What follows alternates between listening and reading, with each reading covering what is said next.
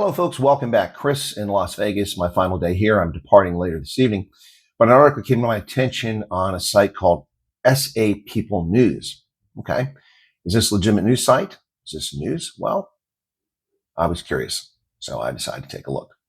The article is titled The Boerwurst Machine, How a Record Low Refugee Cap Became a Fast Track for One Group, apparently exposing some sort of breaking story.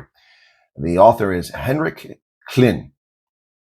Now, it starts out well enough with factual information, but the gentleman takes information that's available, and I don't know what his plan is here, but we're going to discuss this. The first group of 59 arrived at Dulles International Airport on 12 May 2025. By March 2026, approximately 3,500 primarily white South Africans entered the U.S. as refugees under the program. Now, that's factually correct, and they're a good start. The initiative was operated largely outside standard UNHCR referral channels. Processing times that used to take 18 to 36 months were sped up and compressed to mere weeks. Well, that's mostly correct, but nothing was sped up and compressed to weeks. That shows an ignorance of the process. Nobody has come over here in just weeks from the original group that he's talking about. Voodoo mathematics is a terrible thing. Try this one. Washington has set a miserly 2026 refugee ceiling of just 7,500 admissions, the lowest in half a century. Miserly? I'm sorry. Are these people coming to your neighborhoods? Are they being dumped in your neighborhoods and altering the language and culture of your towns? Miserly? If you think it's miserly, why don't you take them in South Africa there, Hendrik? Why don't you take all these people? Why don't you absorb them all? Miserly? We don't have to take anybody in this country. 7,500 is generous. But policy briskness met grim reality on the ground. An investigation by Madeline Rowley in the Free Press, published on 11 February 2026, documented newly arrived Afrikaners placed in substandard housing, motels in high-crime neighborhoods, apartments plagued by mold, and cockroaches in cities, including Denver, Detroit, and San Jose. That's accurate. Yep, that's true. But let's put a little context on that. She spoke to 10 refugees out of over 2,700 that had arrived in the United States at the point she wrote this article. Now, I had spoken to that stage to over 1,100 refugees. She spoke to 10. 10 refugees is hardly a representative sample. Rowley's story and this opinion piece masquerading as news, the clear intent here by SA People is to denigrate the program and, by extension, America. Neither Rowley nor this author bother to place any context in their stories. Rowley tells the truth. She spoke to 10 refugees, but she doesn't tell the fact that she didn't speak to the other 2,690 or so refugees. Just 10. Hardly a representative sample. He says, yet an internal State Department target aims to process 4,500 Afrikaner applications every month. At that rate, and I may well be missing something, smartass, one specific group would exhaust the entire planet's allocation in just 6 weeks. Well, first off, genius, the allocation isn't for the entire planet. If you actually report on things you know about instead of just regurgitating things you find online and reading other stories with no original content or analysis, which is the trend in the media, you would know that it's not the entire planet's allocation. 7,000 to 7,500 is designated for South Africa and 500 for the rest of the world, primarily for Europe. So there is no rest of the world and planet's allocation. Nobody on the planet is entitled to come to my country as a refugee unless we approve them. There's no allocation for the world. Grow up. This shows the author's ignorance and complete lack of understanding of what he seeks to report on. As I've repeatedly noted, the cap is a goal, not a law. Historically, it's been exceeded, like when we took in Afghans, 168,000 in just a matter of weeks, well beyond the entire year's allocation for the entire planet there, Hendrik. And Ukrainians, 300,000 Ukrainians, none of whom should be here. They should all be in Poland or Latvia or Romania, not here. There is no indication the number will stop at 7,000. We'll have to wait and see how it plays out. We're already halfway through the fiscal year and only it's not even 3,500 have come. Through February, you have to take out 342 that came in fiscal year 2025, and that takes down around 3,100, which leaves plenty of room for that 7,000. 3 refugees told Rowley they witnessed drug deals and prostitution outside their temporary lodgings. Others reported eating 1 meal a day after their initial government stipend of roughly $2,000 was consumed by rent. 3 refugees. Nearly 3,000 in the country when she drafted her article, and this guy talks about 3 refugees. Well, I can walk outside my lodgings in many places in South Africa and witness the exact same thing far more than 3 times. He also doesn't delve into the reasons someone may be eating 1 meal a day. The complete lack of interest in objective reporting here is disturbing and demonstrates how much of what passes for journalism today is simply uninformed regurgitations and sensationalism. CBS News covered the conditions in mid-February. Roughly 6 weeks later, in March, the U.S. government responded. Officials contacted over 700 South African refugees to assess conditions and signal plans to overhaul the bidding process for resettlement contractors. That's factually wrong. That's completely wrong. The journalist who was interviewing Madeline Rowley got the story wrong, and it wasn't corrected. The U.S. government did not respond 6 weeks later. They may have answered a query from the Free Press and Madeline Rowley 6 weeks later, but they didn't respond 6 weeks later. And as is implied here, falsely, they didn't begin taking action because of the Free Press article. In fact, the U.S. government, with the new acting director of ORR, the Office of Refugee Resettlement, began making these changes months ago, long ago. In fact, they were being made by her staff below her before she arrived in fiscal year 2025, after the Trump administration took over. So to imply that this is a consequence of the Free Press article is utter poppycock.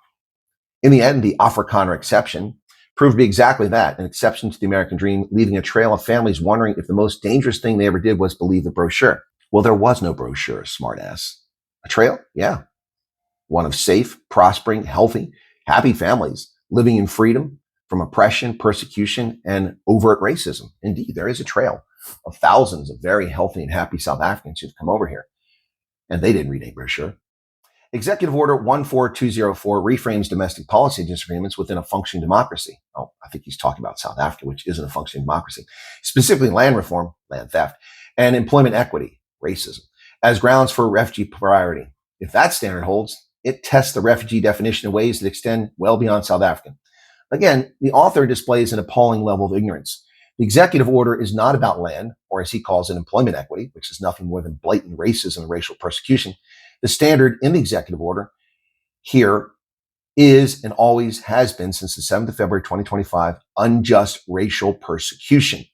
Describing the background situation doesn't equate to the standard. The standard was made clear, unjust racial persecution.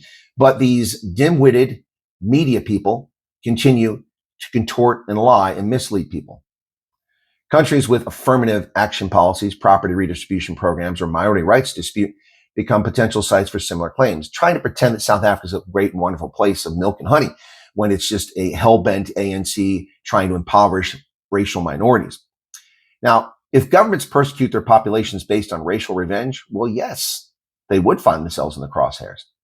Supporters of the program call it necessary protection for vulnerable minorities facing real threats. Critics, however, see a preferential treatment that sidesteps normal evidentiary and procedural norms.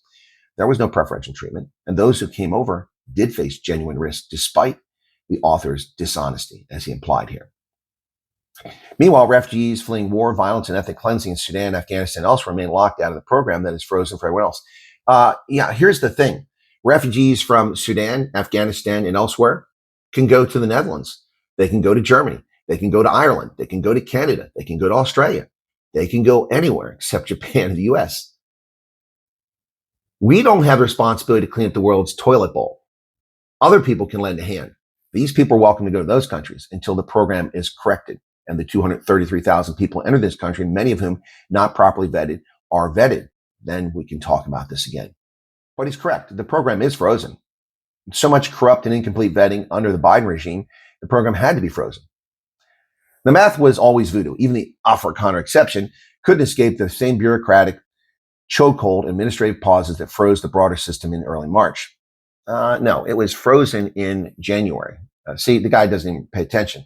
The executive order came out immediately when President Trump became president, and it froze people coming over.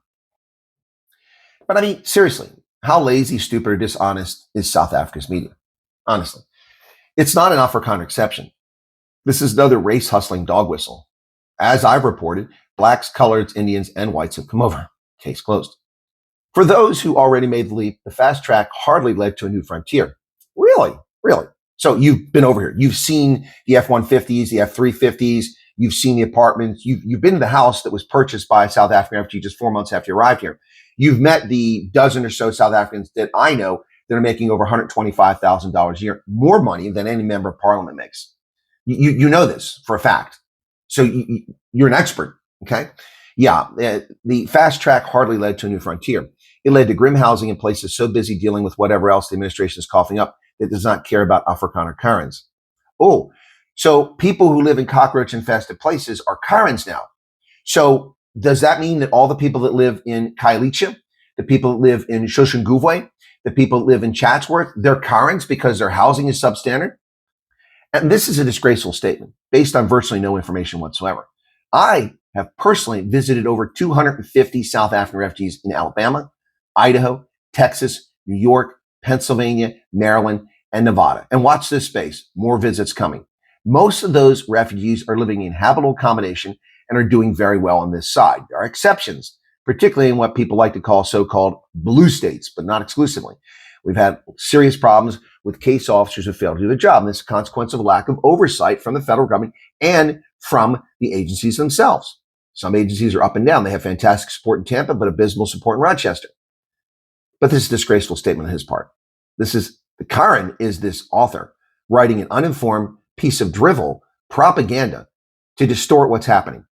10 refugees, 3 refugees. Now the total is over 3,500.